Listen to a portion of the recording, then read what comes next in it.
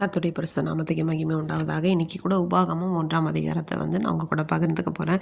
இதில் யோர்தானுக்குடைய சமவெளியில், அந்த சமனான வெளியில் மோசே இஸ்ரவேல் எல்லாரையும் பார்த்து சொல்கிறாங்க. என்ன சொல்கிறாங்க அப்படின்னா, முன்னாடி நடந்தது, அதாவது அவங்க வர்ற வழியெல்லாம் நடந்த விஷயத்தை எல்லாமே என்ன பண்ணுறாங்கன்னா, திரும்ப அதை நினைத்து அவங்களுக்கு எல்லாத்தையும் நினைப்பூட்டுறாங்க. அதாவது நீங்கள் என்னெல்லாம் பண்ணீங்க, தேவன் அதை எப்படி மன்னித்தார் அப்படிங்கிறத எல்லாமே சொல்கிறாங்க. அதாவது 40வது வருஷம் 11ஆம் மாதம் முதல் தேதியில் கர்த்தர் என்னென்னலாம் அவங்களுக்கு சொல்கிறதுக்கு மோசைக்கிட்ட சொன்னாங்களோ அதை எல்லாத்தையும் இஸ்ரவேலர்கிட்ட அவங்க என்ன பண்ணுறாங்க சொல்கிறாங்க.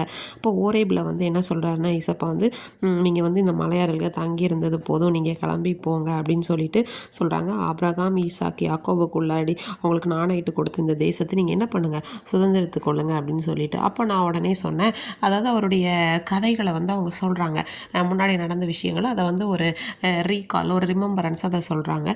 நான் ஒருத்தனை உங்களை பார்க்க முடியாது, நீங்கள் என்ன பண்ணுறீங்க, நிறைய வானத்து நட்சத்திரம் மாதிரி திரளாக இருக்கீங்க, அதனால் உங்களோட காரியங்கள் வழக்குகள்லாம் விசாரிக்க உங்கள் மேலே அதிகாரியாக ஏற்படுத்தினேன், அதே மாதிரி நீங்களும் ஒத்துக்கிட்டீங்க. அதே மாதிரி இந்த நியாயத்தில் பெரியவன் சிறியவன் பார்க்கக்கூடாது, மனுஷனோட முகத்துக்கு பயப்படக்கூடாது, அப்படிலாம் நான் அவங்கள சொல்லி கொடுத்து ஞானமும் அறிவு உள்ளவங்கள நான் ஏற்படுத்தின தேவ கட்டளையின்படி அப்படின்னு சொல்கிறாங்க. அது மட்டும் இல்லாமல் என்ன பண்ணுறோன்னா, ஈசவா என்ன சொல்கிறாரு, ஒவ்வொரு இடத்துலையும் நீங்கள் பயப்படாதீங்க, நீங்கள் அதை சுதந்திரத்து கொள்வீங்க அப்படின்லாம் எல்லாருமே சொல்கிறாங்க. அதுக்கு மட்டும் இல்லாமல் நமக்கு முன்னாடி நம்ம மனுஷங்களை அனுப்பின போய் அங்கே போய் எப்படி இருக்குது தேசம்னு வேவு பார்த்துட்டு வாங்கன்னு, அதே மாதிரி ஒவ்வொரு கோத்திரத்துலேயும் நம்ம என்ன பண்ண அனுப்பணும். அப்போ சில பேர் என்ன பண்ணாங்க, கனிகளை கொடு, அது நல்ல தேசமாக இருக்குது அப்படிலாம் சொன்ன உடனே நீங்கள் என்ன சொன்னீங்க, அப்போவும் போக மாட்டோம் அப்படின்னு சொல்லிட்டு உங்கள் கூடாரத்துலலாம் நீங்கள் என்ன பண்ணீங்க, முறுமுறுத்தீங்க.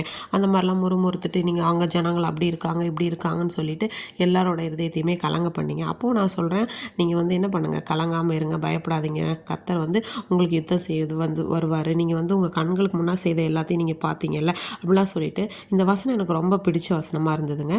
ஒரு மனிதன் தன் பிள்ளையை சுமந்து கொண்டு போவது போல நீங்கள் இவ்விடத்துக்கு வருகிற நடந்து வந்த வழிகள் எல்லாவற்றிலும் அப்படின்னு சொல்லிட்டு அவங்களுடைய ஒவ்வொரு காரியங்களுமே சொல்கிறாங்க. இவங்க நிமித்தமாக மோசேவாலையும் என்ன பண்ண முடியல, அந்த கானான் தேசத்துக்குள்ளே பிரவேசிக்க முடியல, அதெல்லாம் சொல்லிட்டு அதுக்கப்புறம் கர்த்தருக்கு விரோதமாக ஒரு வாட்டியும் பாவம் செய்தேன் அப்படின்லாம் சொல்கிறீங்க. அதுக்கப்புறம் ஒவ்வொரு மலையில் நீங்கள் அங்கே போய் யுத்தம் பண்ணாதீங்கன்னு சொன்னாங்க, ஆனாலும் நீங்கள் என்ன பண்ணீங்க, கேட்காம பண்ணீங்க, அவங்க அதை உங்களை துரத்தி எடுத்தாங்க. இதே மாதிரி தான் காதேஸ் வனாந்திரத்தில் ரொம்ப நாள் நீங்கள் தங்கியிருந்தீங்க அப்படிங்கிற அவருடைய கீழ்ப்படியாமை, அவருக்கு நடந்த சில விஷயங்கள் எல்லாம் அவர் சொல்கிறார். தேவன் செய்த நன்மைகளை நினைத்து பார்க்குறார். இன்றைக்கி கூட நம்ம வாழ்க்கையில் நம்ம திரும்பி பார்த்தோன்னா, ஒரு மனுஷன் நடத்தி வருது, ஒரு மனுஷனை எப்படி நடத்தோன்னா அதை விடவும் மேலே தேவன் நம்ம வாழ்க்கையிலேருந்து நம்ம கரத்தை பிடித்து ஒரு அப்பா மாதிரி, ஒரு அம்மா மாதிரி, ஒரு ஃப்ரெண்டு மாதிரி நம்மளை வழி நடத்தி வருகிறார். அந்த அன்புக்கு ஈடான அன்பு இந்த உலகத்தில் எதுவுமே இல்லைங்க. எனவே நம்ம கடந்த கால வாழ்க்கை நினைத்து அவருக்கு எப்போதும் நன்றி அறிதல் உள்ளவர்களாக இருப்போம். ஆமீன்.